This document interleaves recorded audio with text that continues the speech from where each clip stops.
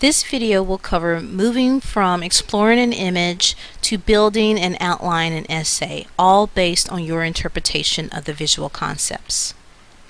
To review, in order to create a logical interpretation, you must survey, inspect, question, and understand the artist's purpose. In the previous video, I covered these terms and concepts, so feel free to go back and review Lecture 1. Previously, I discussed the various elements, but I left out two details for consideration for this video. One of the details I left out was the red on the rat's hands. While we know that Banksy created this image and it was he that put the spots there, but that is not how we are to read it. Here is where the interpretation happens.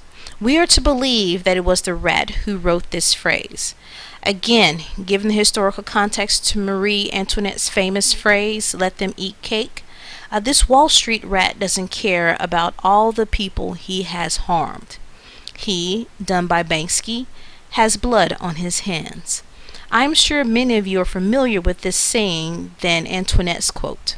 This subtle clue illustrates Banksy's feelings about Wall Street. Even though the giant rat makes it somewhat obvious, he has more to tell. Banksy, that is.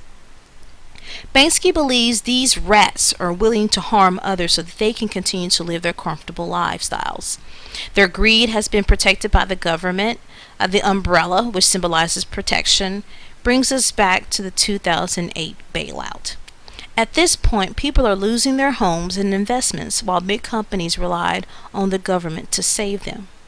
So that's why in this image there's no rain, because it shows protection for the rat, and the rat only. He's the only one with the umbrella, leaving everybody else unprotected.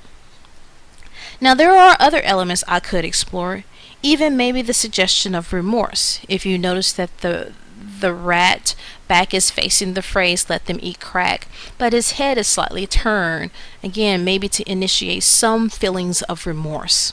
So even though it's a rat, there is still some type of connection to those he may have harmed. But whatever you analyze, you must focus on the elements that best convey your interpretation of the image. As far as my evaluation, I find Banksy's image quite enlightening because it not only is not over-empowering, but the presence of emotions such as rage, guilt, and apathy embody the feelings of many Americans.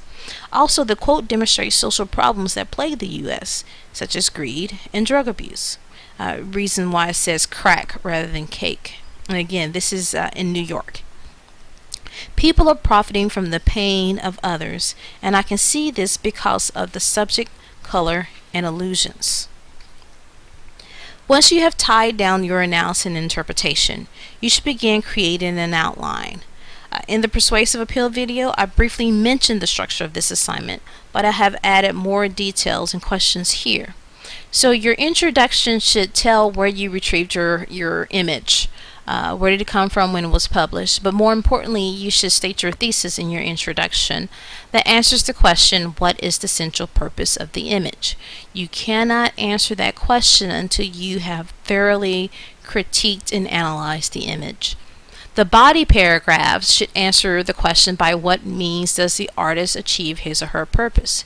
And you answer that by explaining various, stylistic choices that the author uses. I have a list of those in Blackboard if you are unsure where to start.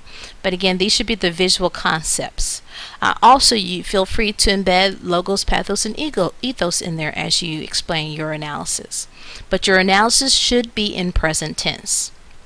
Last but not least, your conclusion should answer the question, why does the image succeed or not? This should be where you present your evaluation of the image.